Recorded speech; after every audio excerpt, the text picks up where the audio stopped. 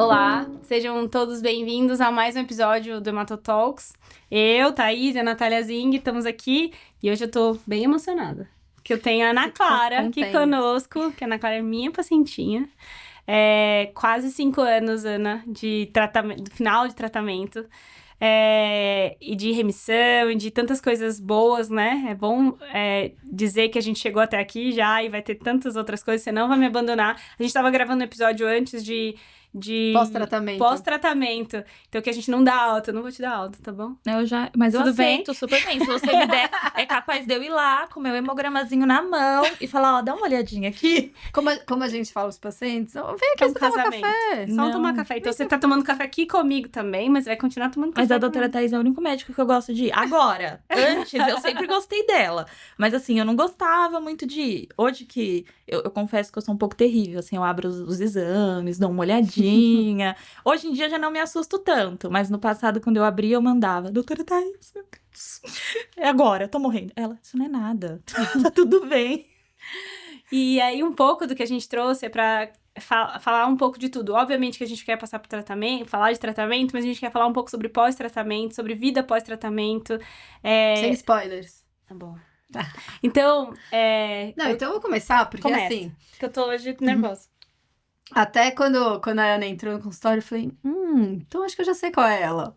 E porque realmente, né, quando a gente fala que a gente se fala todos os dias, a gente se fala todos os dias, né?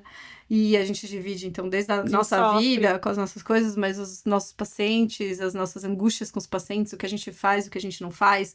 Às vezes eu falo, Thaís, abre meu olho, sabe? Porque senão eu fico enviesada no caso, e aí eu não sei o que eu faço. Então, fala você o que eu tenho que fazer. E aí eu lembrei que, então assim, eu acompanhei também o seu caso à distância, mas então me conta como foi que quando começou os sintomas, o que você começou a sentir, por que você foi buscar o médico, já que você não gostava de ir ao médico? Eu Como ainda que não você gosto conheceu muito. a minha irmã gêmea? Vamos lá. Em 2019, no começo de 2019, eu comecei a ter episódios de gripe frequentes. Gripe, sinusite, mas eu sempre tive crises de sinusite, inclusive tenho até hoje. Mas nesse ano de 2019 foi diferente. Eu tinha várias crises de gripe, sinusite, ia no pronto-socorro normalmente, voltava para casa com os remédios que eu sempre tomava, mas começou a não passar. Então, eu tomava remédio, ficava bem uma semana, e aí voltava de novo com os mesmos episódios. Febre, tinha bastante tosse, algo que passou despercebido, porque eu não sabia que era sintoma de linfoma, e hoje eu vejo que eu tinha muito suor noturno, assim, de ter que levantar de madrugada, tomar banho, trocar roupa de cama, porque eu tava encharcada de suor. Mas eu simplesmente, isso talvez tenha sido até uma falha minha, eu nunca relatei isso num pronto-socorro, porque eu não achava que isso era um sintoma importante. Não achava significativo, então eu demorei muito pra relatar esse sintoma. Então eu sempre ia no pronto-socorro, voltava com o meu antialérgico, com o meu remedinho pra tosse, e acabou que não passava.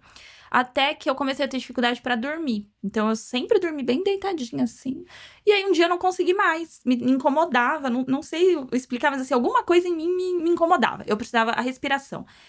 Comecei a ficar um pouco mais elevada pra dormir, porque a respiração incomodava. Mas eu achei que pudesse ser uma crise de sinusite, e voltava sempre no pronto-socorro. Até que eu comecei a ter dificuldade pra engolir. E aí todo mundo falava, não, deve ser uma faringite, alguma coisa na garganta. Mas nesse momento eu já sabia que não era. E assim, acho que a gente sente, né? A gente conhece o nosso corpo. Então eu falava, não, gente, tem alguma coisa estranha. E eu lembro que no dia que eu fui pro pronto-socorro, que foram de fato investigar, eu lembro que eu tava tomando café na mesa e eu joguei no Google todos os sintomas. E aí apareceu câncer, linfoma, leucemia, apareceu algumas coisas, não exatamente o que eu tinha, mas algo próximo, né? E aí eu falei, gente, e se for câncer? Aí o pessoal, como você é exagerada, isso é uma dor de garganta, que não sei o quê. Fui pro hospital. Quando eu fui, foi a primeira vez que um médico me pediu um raio-x. Nunca tinham me pedido um raio-x. Porque eu era nova, sintomas gripais, ninguém achou que era necessário. E aí eu fiz esse raio-x, quando eu fiz e o médico olhou, eu vi a cara dele de mega assustado, mas eu não entendia na época, né? Hoje, acho que depois de muito ver exames, talvez se eu ver um raio-x meu e tiver uma massa ali, hoje eu já consiga entender que tá diferente do que deveria estar. E aí, ele pediu um raio-x, quando ele olhou, ele fez uma cara assim. Aí eu falei, o que foi? Aí ele, não, nada, eu vou pedir uma tomografia só pra gente ver se não é nada mesmo. Aí eu caí, né? Falei, tá bom, não é nada. Fiz a tomo.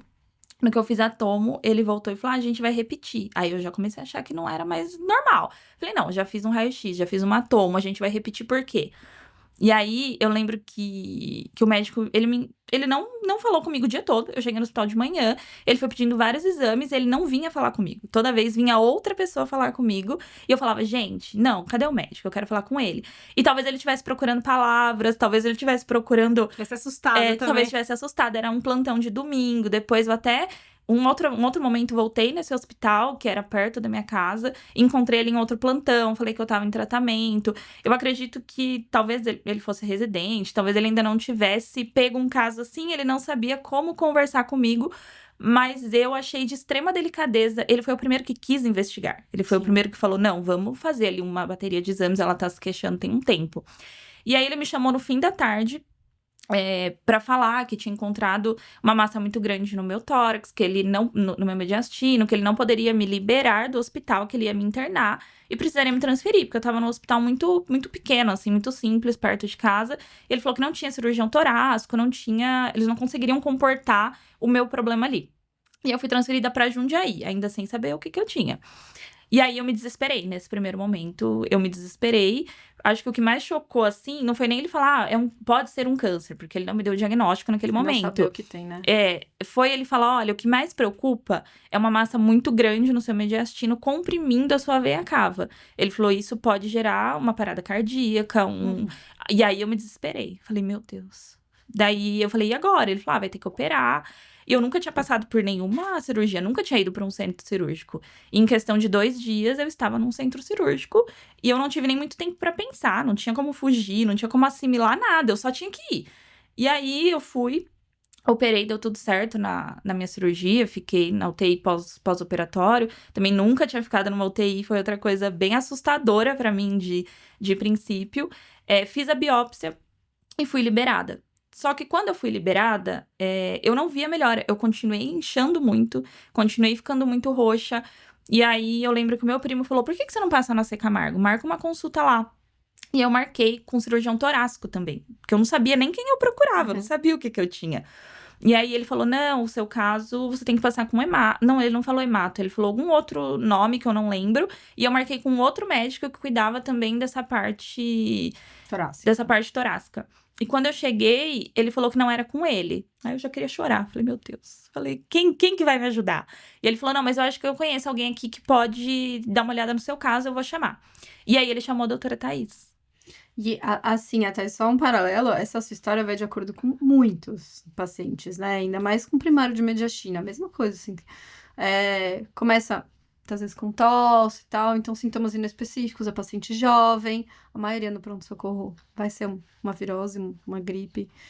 E até fica aquela ressalva daqueles pacientes que não precisam ir para o pronto-socorro, sabe? Porque os médicos, querendo ou não, ficam só focados, enviesados. Porque vai muita gente que, na verdade, realmente nem gripe, nem resfriado tem. Vai porque quer testado, sabe? Uhum. Acontece isso. A gente já deu muito plantão no pronto-socorro. E aí, ele fica gastando tempo com essas coisas que não precisam. E no meio daqueles várias gripes, tem casos graves. Tem casos graves. E geralmente são as pessoas que menos se queixam. Mas assim, e depois também como chegar na hemato, né? Fica sendo exatamente esse caminho que você colocou, né? Passa em não é aqui comigo. Que a pessoa vai se sentindo cada vez mais perdida, né? A grande maioria dos pacientes sempre fala, a pior fase é essa fase de estar no limbo. Que você não sabe o que tem, não sabe o que vai fazer, não sabe quem trata. E até porque a hemato agora tá melhorando com o mês de conscientização do linfoma e tudo, mas ninguém nem sabia o que o hematologista faz direito, né? Assim, inclusive uma pergunta frequente, né? No consultório, mas o que o hemato cuida, né? Mas assim, realmente, quando eu te falei, né? Eu te vi aqui, já lembrei da sua foto, porque você tinha bastante, né? As veias aqui todas saltadas, bem cheias. Tinha muito. Acho que o rosto inchado. Via cavas mais graves que eu já vi. Mais clássicas, né? De livro. E aí, a gente se encontrou, né? No corredor. E aí, eu não lembro, o médico foi chamar ela veio. E aí, logo de cara, ela, acho que pela experiência também, ela já falou, Ana, a gente vai precisar te internar. Eu já tinha saído de uma internação recente. Então, ao mesmo tempo que eu não queria ficar internada, eu sabia que eu precisava. E aí, a gente internou, fizemos revisão de biópsia. E eu lembro que eu ficava muito ansiosa pra começar a quimioterapia. Por quê? porque eu tava muito inchada, aquilo me incomodava muito. Eu enchei em torno de 30 quilos em menos de um falta mês. de ar, né? Eu não conseguia respirar, eu não conseguia pegar num garfo pra comer, então as pessoas precisavam me dar comida. Eu não conseguia pegar o meu celular pra conversar com ninguém. Meu celular ficou desligado mais de 30 dias, porque eu não conseguia pegar no celular, eu não conseguia escovar os meus dentes. Então, assim, meu marido hoje, meu irmão, minha família sempre teve muito presente. Então, eu nunca estive sozinha nas vezes que eu fiquei no hospital. Então, sempre tinha alguém lá fazendo as coisas básicas. Mas é muito difícil, do dia pra noite, você perder totalmente a sua autonomia. Além de você receber um diagnóstico, você perde a sua autonomia. Então, é muito assustador, assim. Eu cheguei a usar fralda, porque eu não conseguia ir no banheiro. Tomava banho com lencinho, né? com oxigênio, às vezes com lencinho. Então, pra mim, tudo isso durou em torno, assim, esse período mais crítico, que foi minha primeira internação, 40 dias. Pra mim, foi uma eternidade. Pra quem tá ali 40 dias, eu trabalhava, saía, fazia tudo sozinha. E do dia pra noite, eu não conseguia levantar da cama, eu não conseguia sair sozinha, escovar meu dente. Então, pra mim, foi um processo muito difícil. Acho que esses primeiros 45 dias foi quando o psicológico mais me afetou. Foi quando eu precisei bastante de suporte psicológico mesmo do hospital, de medicamento pra me ajudar. Porque foi um baque muito grande e muito rápido, assim. Eu não tive, igual você falou, alguns pacientes você consegue liberar pra congelar óvulo. Eu não tive esse momento de nada, assim. Eu já cheguei e daqui eu não podia sair. Abduzida, né? Eu fui abduzida. Abduzida daquela rotina e colocada num quarto do hospital que você não consegue nem processar o processo inteiro, né? Você foi... E a gente vem com 500 mil informações, né? Tipo, você vai fazer biópsia, vai fazer PET, 550 mil exames, passar catéter, começar tratamento. E é isso que você falou, né? Assim, você fala, mas calma, onde eu tava? Meu trabalho, minha família, minhas Eu lembro coisas. que eu mandei uma mensagem pro trabalho. Acho que eu não vou amanhã. Eu não fui por 1 ano e meio. A gente já falou isso. A pessoa realmente... Você sai, né? A gente tira você da sua vida. E aí, a minha parte, né? Ela fala... Eu falo esse tempo todo pros residentes quando eu dou aula, ou quando eu dou aula no quarto ano da Santa Casa.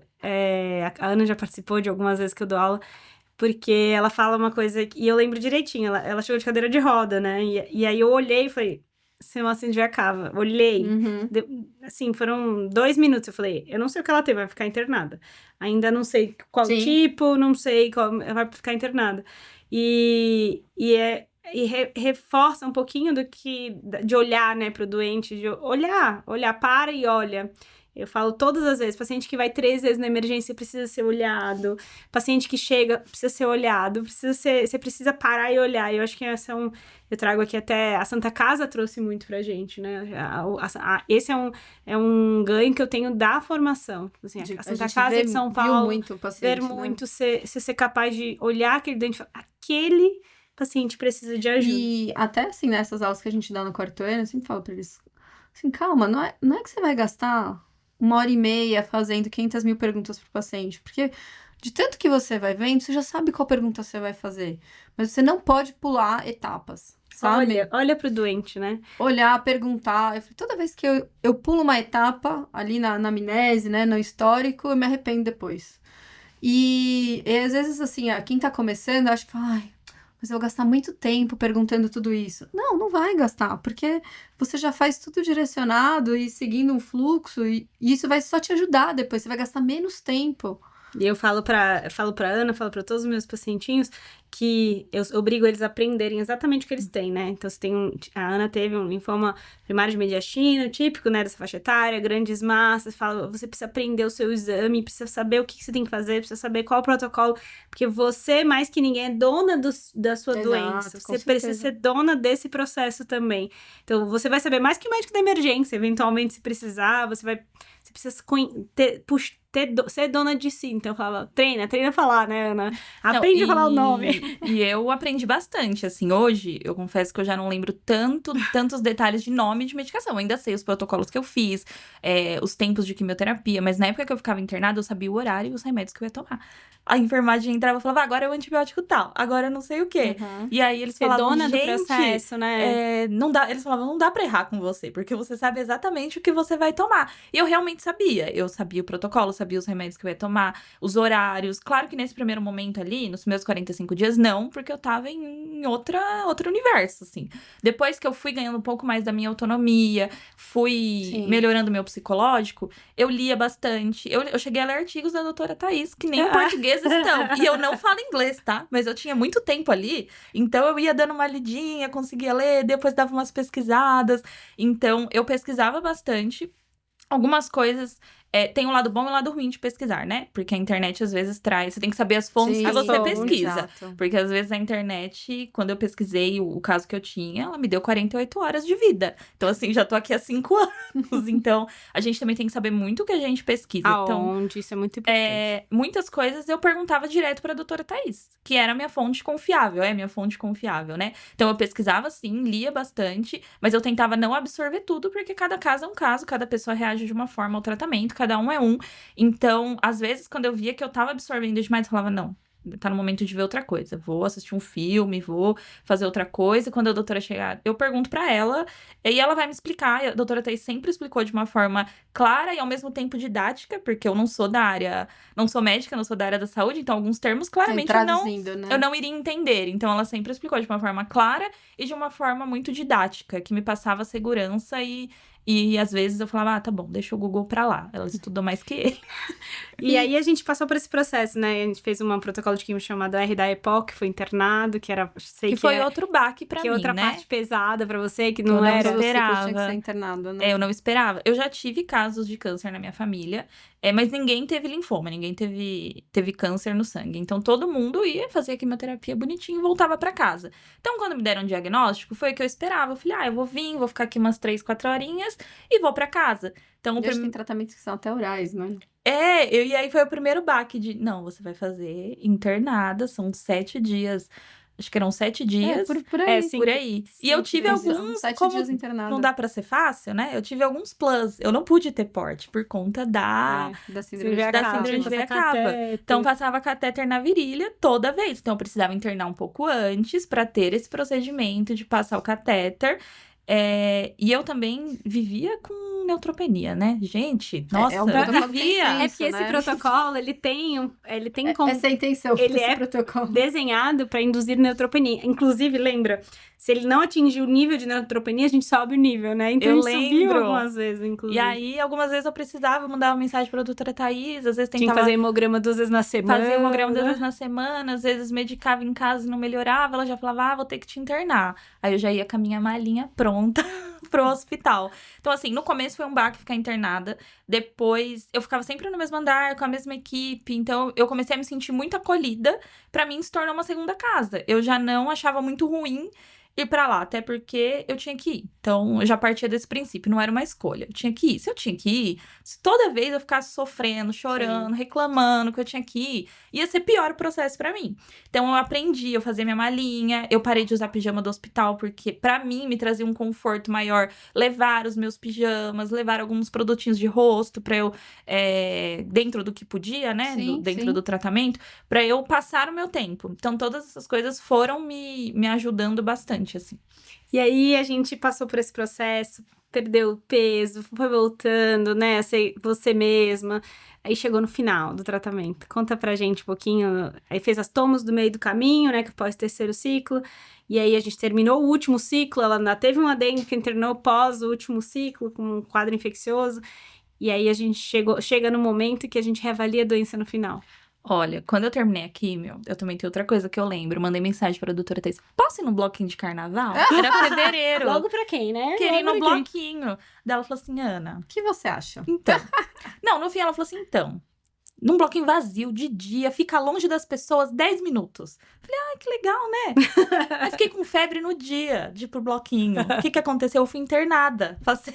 Acho que ela ficou com o coração tão na mão, assim. Que ela falou, ai meu Deus, vou deixar 10 minutos ali no bloquinho, só dar uma passada pra ser feliz. No fim, eu não fui pro bloquinho, porque passei o carnaval inteiro com a doutora Thaís. Internada. Bloquinho da Camargo. Fiquei internada. E aí, isso foi fevereiro. Em março, ali, a gente fez o último PET. E eu não abri. Eu tinha o hábito de abrir todos os meus exames em casa. E esse eu não abri. Porque eu falei, se vier positivo, muito bem. Se não vier, a doutora Thaís vai me dar outro caminho. eu sabia que existiam outros caminhos, que ainda existiam outras opções de tratamento.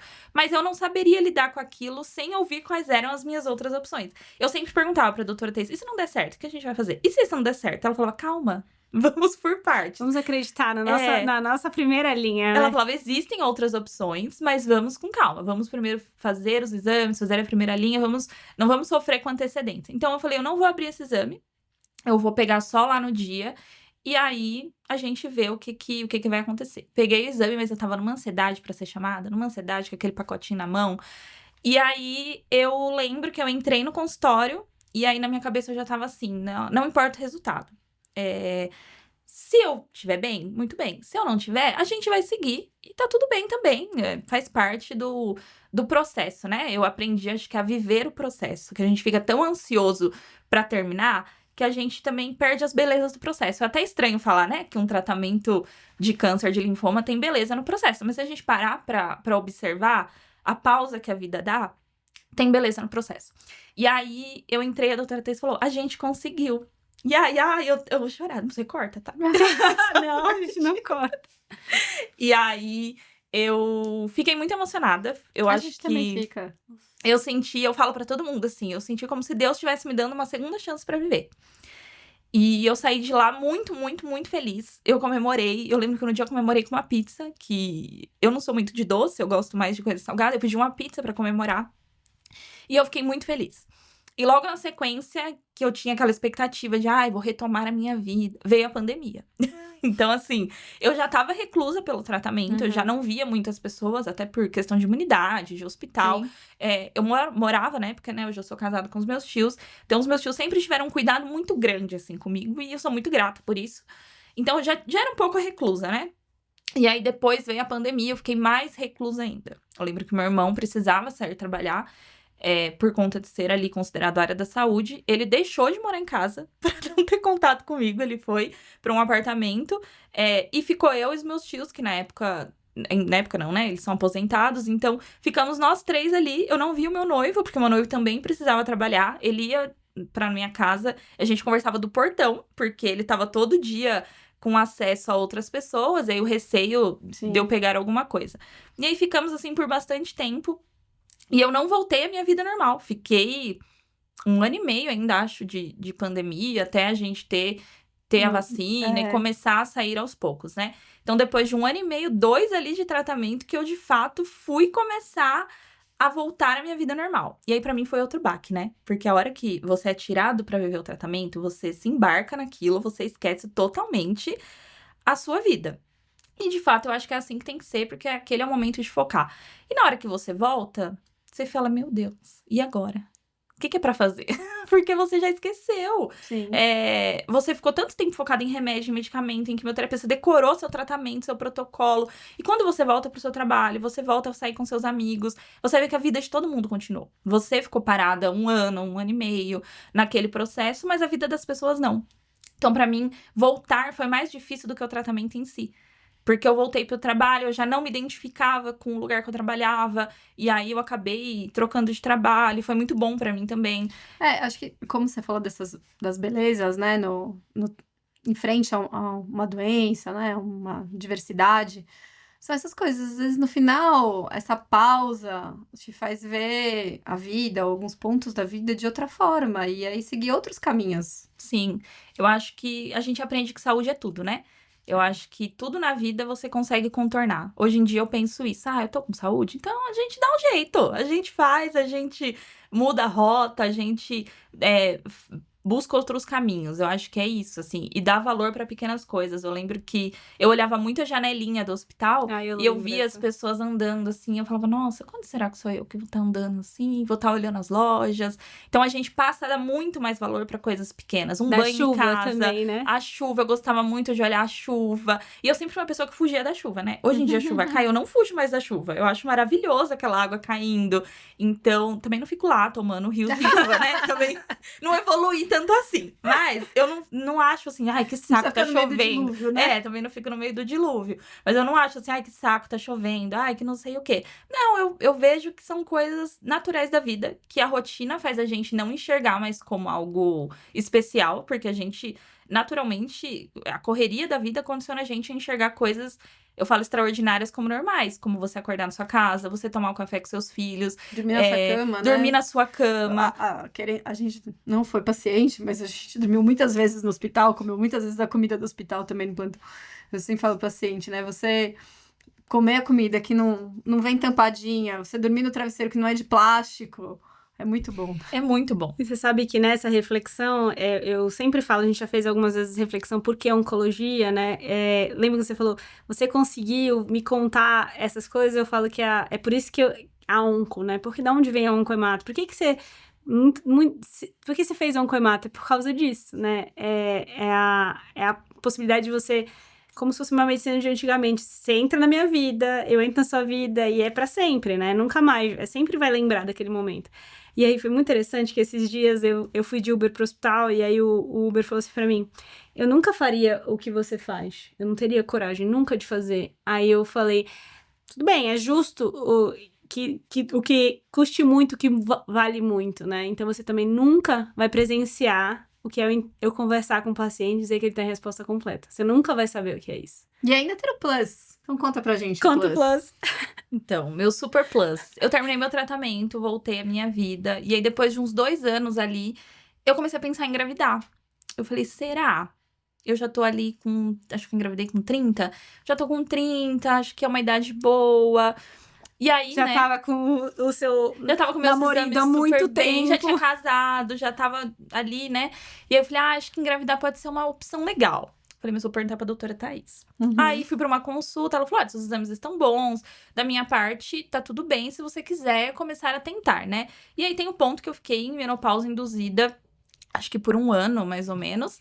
Então, a gente poderia ali engravidar de uma forma fácil, talvez, e poderia não acontecer. Tudo era uma incerteza, né? Da Ana, a gente optou por fazer o Zoladex, que é um bloqueador do eixo, né?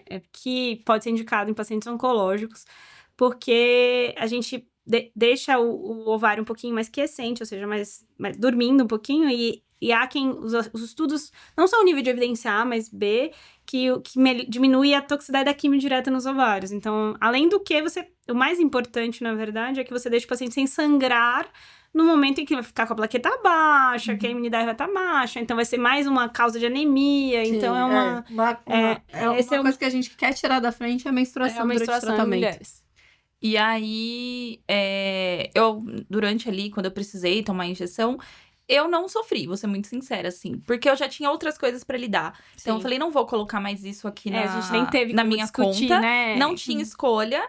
E eu sempre pensei, eu preciso fazer o tratamento. Senão a minha chance de ser mãe não vai existir, porque eu não vou nem estar aqui. Então, uma coisa por vez. Primeiro, eu preciso fazer o tratamento, preciso me curar. E lá na frente, eu penso... E assim, pra mim, existem N formas de ser mãe. Nem sempre gerando é a única forma de ser mãe. Embora fosse a minha vontade. Mas eu falei uma coisa por vez. E aí, completei 2 anos, fui pra consulta. A doutora Thaís falou que tava tudo bem, que a gente podia começar a pensar e tentar. E se em algum período ali eu não engravidasse, aí poderíamos começar a investigar, ver outras formas. Eu ainda falei, 2 anos, vou esperar mais 1 aninho ali pra ver se... Pra ver, acho que é melhor, né? Estou meio medrosa. Aí esperei, aí fui pra uma consulta ainda de novo com ela. E falei, acho que eu vou começar a tentar ano que vem. Então ela falou, tenta. Aí se der um tempo e não der certo, a gente investiga, né? Isso era janeiro. Eu falei, vou tentar esse mês, né, engravidar. E eu engravidei na primeira tentativa. Só de tanta medrosa, né? Só de ser medrosa. Eu falei, eu acho que o Bernardo tava lá no céu só esperando, falando, gente, vamos logo. Vamos agilizar? Vamos agilizar que eu quero vir?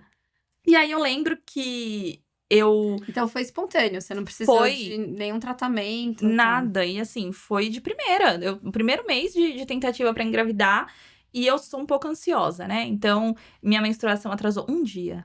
Eu falei, vou fazer um teste. Por que não, né? Quando eu fiz um teste e deu positivo, eu não acreditava. Eu fiquei, meu Deus. Eu fiquei olhando, sabe o que você pensa? E agora? O que eu vou fazer? E aí, eu mostrei pro meu marido. E a segunda pessoa foi a doutora Thaís, mandei uma foto pra ela. Eu falei, olha isso daqui. Aí ela, que legal, teremos um baby. E aí, ela já me orientou, assim. Ela falou, já procura o pré-natal de alto risco, talvez eles prefiram acompanhar dessa forma. Lembro que ela até me enviou um pedido já de ultrassom pra já chegar e mostrar pro médico. E eu fiz bonitinho, marquei um obstetra de alto risco. E aí, quando eu cheguei lá... Tava tudo bem a consulta, contei meu histórico. Aí ele falou assim, não dava pra ser mais fácil, né? Acabou. Deu um banho de água fria, assim. Aí eu não voltei nunca mais nele. Eu falei, gente, eu queria uma palavra de consolo, né? Não logo assim. E a hora que ele falou, você teve linfoma, teve síndrome da veia cava, ele falou, já vai ter que tomar Clexane. E aí eu não gostei um pouco do acolhimento. Não voltei mais lá. Aí marquei uma outra obstetra, que aí o papo foi totalmente diferente. Que foi quem me acompanhou a gestação inteira, né? E aí ela me explicou, ela falou, o seu histórico não significa uma gravidez difícil. O seu histórico significa um acompanhamento mais próximo. Justamente pra gente garantir e evitar que a gente tenha algum problema no caminho. Mas você ter tido linfoma, você ter tido síndrome da veia cava, ela falou, nada disso significa uma gestação perigosa. Ela falou, o alto risco às vezes assusta, mas nada mais é do que eu vou te ver olhar um com pouco cuidado. mais. E talvez pedir um pouco mais de exames pra gente te acompanhar.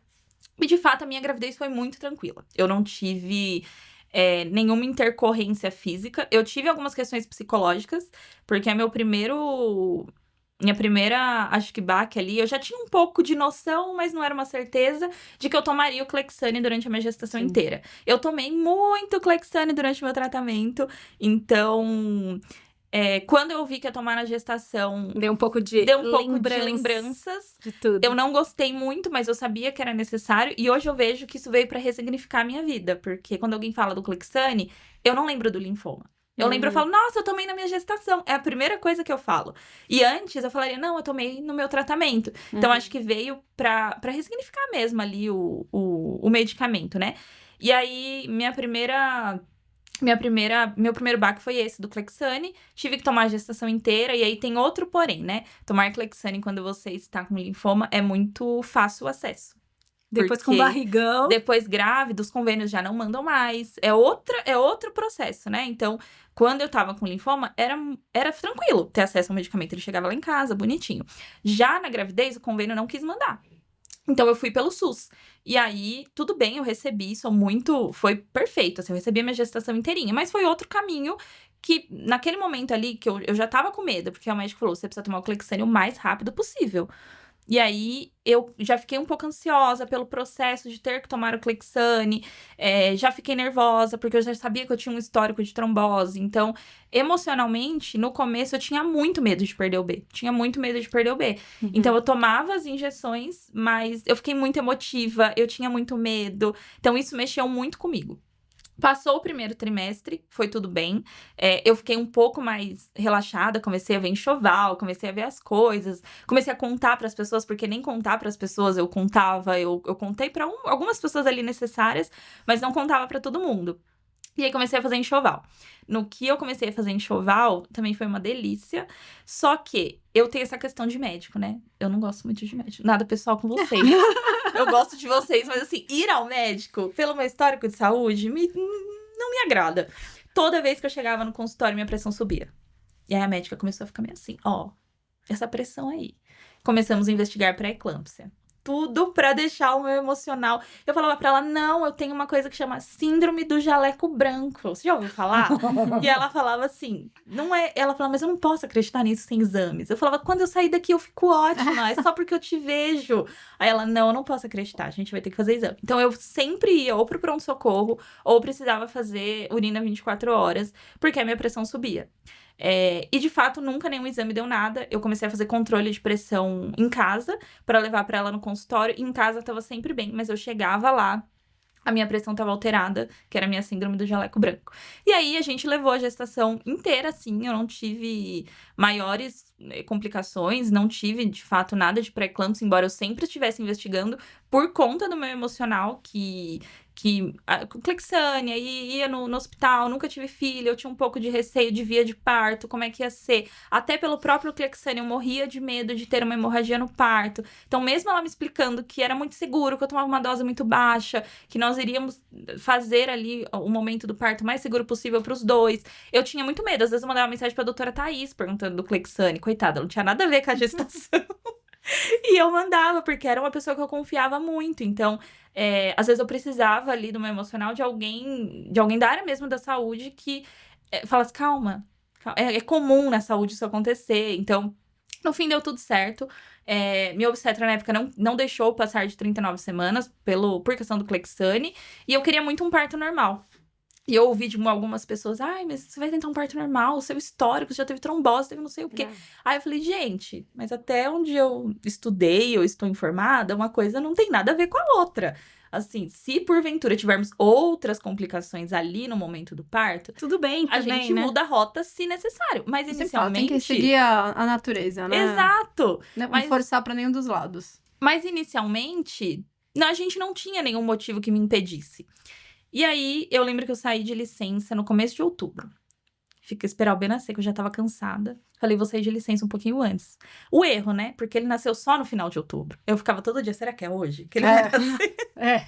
Angústia mesmo. Aí eu me arrumava toda. Eu me arrumava ainda, hein? Que eu falava, não, vai que ele nasce hoje. E nada dessa criança nascer, nada. Chegamos a 39 semanas, ele não entrou em trabalho de parto. Ele não quis nascer. Meu obstetra falou, vamos, se você ainda segue pelo parto normal, vem com essa malinha que nós vamos induzir. Eu falei, não, eu vou induzir então. Fomos pro hospital, internei numa sexta de manhã pra induzir. E aí, fiquei em indução, só entrei de fato em trabalho de parto sábado de manhã. Então, eu fiquei ali no processo de indução por um dia. E pra mim, tava uma maravilha. Eu me sentia uma princesa, porque eu não sentia nada. Eu ficava só ali. E era uma internação diferente das que eu já tinha tido. Um hospital diferente. Um hospital diferente, um tratamento diferente. Por questão... Não que... Quando eu falo em tratamento diferente, é porque eu não era uma paciente doente. Eu era uma mãe que estava esperando o bebê. Então, outro assim, cenário. Exato, era outro ambiente. Aí eu fazia fisioterapia no quarto. Aí a doula ia, me ajudava. Então, foi um momento muito especial pra mim. E eu entrei, de fato, em trabalho de parto sábado de manhã. O B só nasceu na madrugada de sábado pra domingo, 3h25 da manhã. Tava muito confortável. Não queria. Eu falo que se deixasse, ele tava lá até hoje. Porque não entrei em trabalho de parto, demorou a indução. No meio desse processo ali de parto, eu vivi muitas coisas importantes pra mim, especiais. E eu lembro de um médico falar, você é muito resistente à dor. Daí eu falei pra ele, meu bem, eu já passei por tanta coisa. E aí, acho que até pra me tirar ali do foco, perguntava, o que você passou? O que aconteceu? Mas eles sabiam, porque tudo isso estava no meu protocolo ali também, né? O fato de eu tomar Clexane, tudo isso estava ali. Então, eu cheguei, tive o parto normal, que eu queria, apesar das horas. Não tive nenhum problema com a questão do Clexane. Não tive nenhuma questão de perda de sangue, de hemorragia. A única coisa que eu lembro que aconteceu pós o B nascer, meu coração começou a acelerar muito pela questão da ansiedade. Depois que ele tinha nascido, eu queria sair dali. Não queria mais ficar naquela sala de parto, né?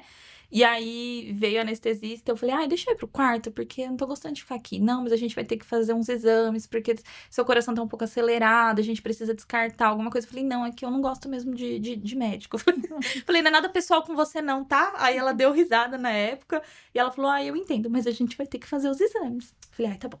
Aí fez os exames, fiquei um tempão lá esperando sair. Não deu nada. Aí ela voltou, eu falei, eu sofro da síndrome do jaleco branco, eu só preciso ir pro quarto, tomar um banho que eu vou me sentir melhor. E aí ela falou, olha, eu vou liberar, porque você tá com os exames bons e você tá me explicando que você tem ansiedade. Depois que passa o parto, né, a sala não fica um lugar mais tão agradável de se estar, certeza, né? Então eu queria sair dali.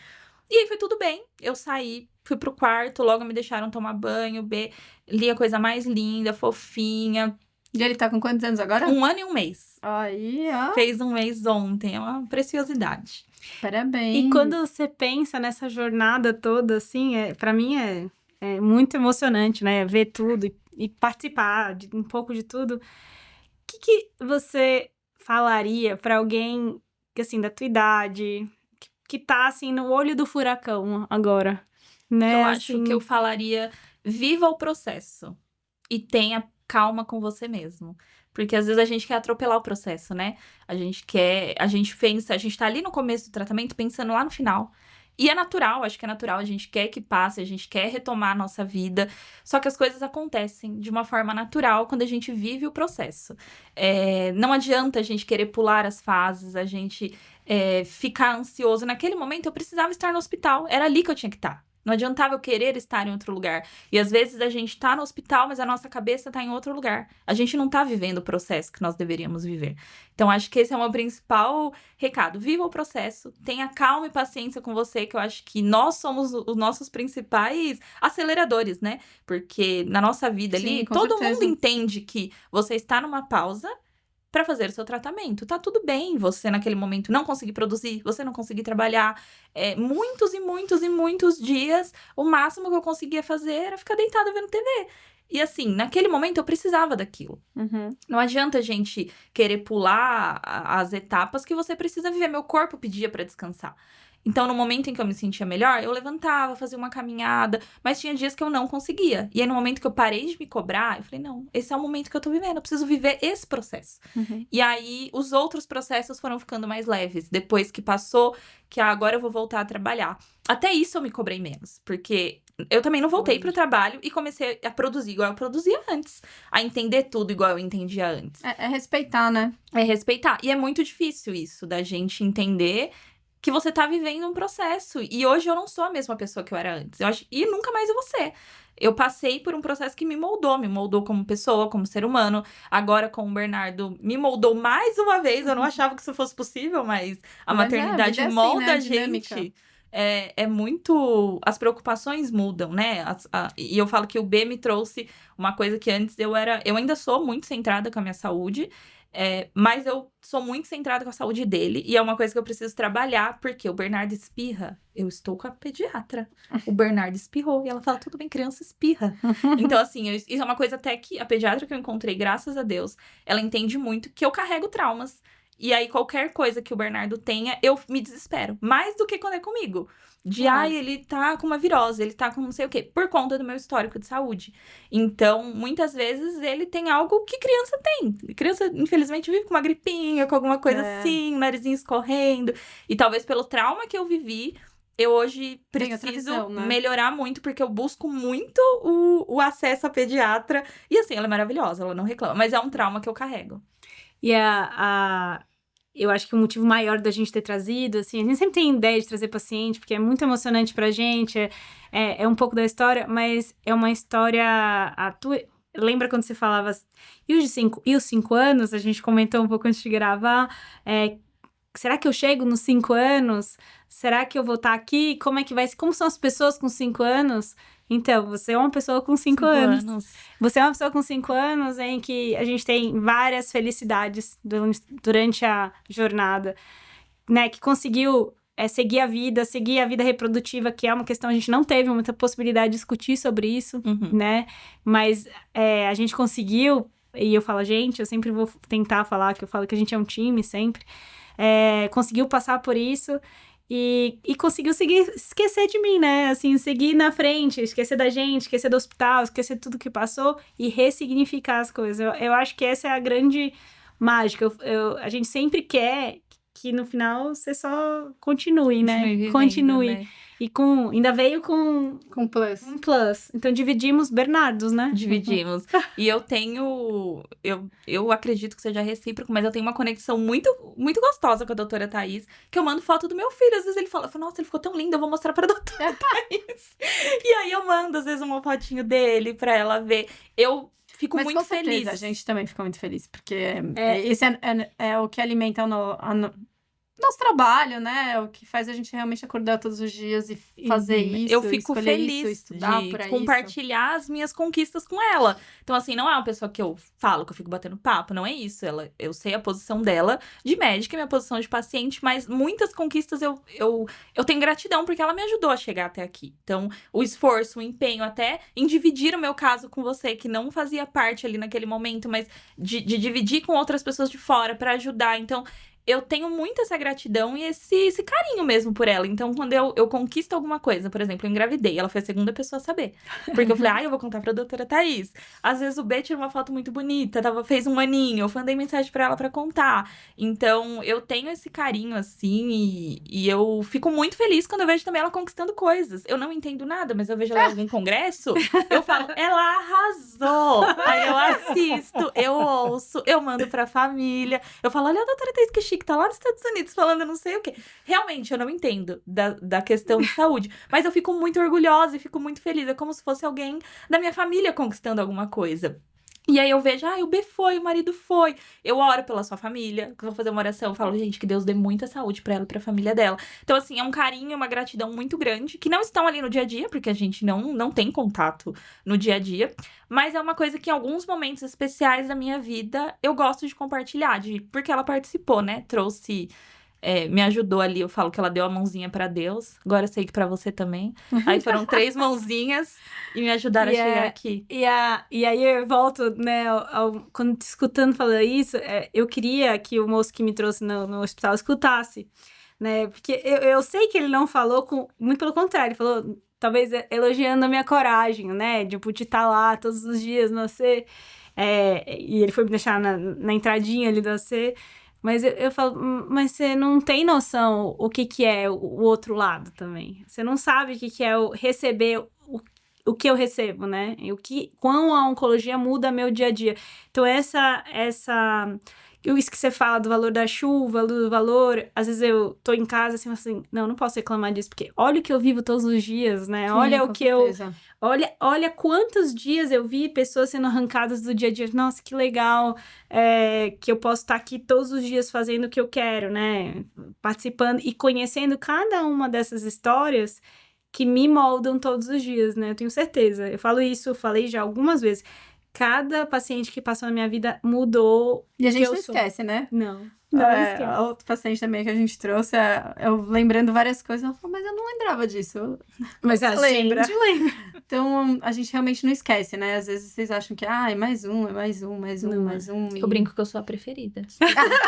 Brincadeira, gente. Tem lugar no coração Tem lugar pra pra todo mundo. É brincadeira. Mas eu imagino que não seja fácil. Acho que hoje, tomando banho pra vir aqui, eu falei, gente, não deve ser fácil. Porque, às vezes, no mesmo dia, você entra num quarto e dá uma notícia boa.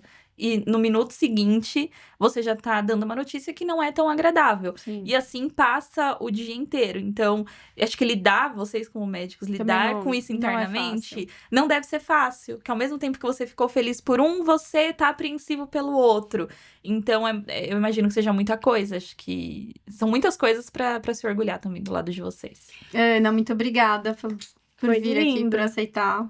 Eu que Foi agradeço, ótimo. gente. Gostei muito. Feliz de te ver assim, boa. E a tua mensagem é uma mensagem de esperança para muita gente, né? Assim, é uma mensagem mostrando o caminho, mostrando a verdade, mostrando que a gente tem que ir um diazinho de cada vez e que os 5 anos chega, né? Chega, a gente vai ter festa, hein? Eu quero fazer uma festinha. Todo ano eu faço, né? Eu peço um bolo todo ano, escrito os anos de remissão, tenho fotos, tudo bonitinho. E no 5 eu quero comemorar também. Isso foi uma outra coisa que eu aprendi. Comemorar as nossas vitórias. Sejam pequenas, sejam grandes. Eu comemoro muito todas as minhas vitórias, porque pra mim, dos 5 anos pra cá, eu tenho 2 aniversários. Então, muito bem. eu comemoro pode bastante. Cobrar do marido 2 presentes também. Eu cobro também, é justo. Então, com isso, eu queria finalizar um episódio emocionante pra mim, dizer pra vocês colocarem as seus comentários, observações, sugestões, perguntas pra Ana. Pode deixar que eu respondo. E convidar todos a escutar esse episódio que realmente foi emocionante. Muito obrigada.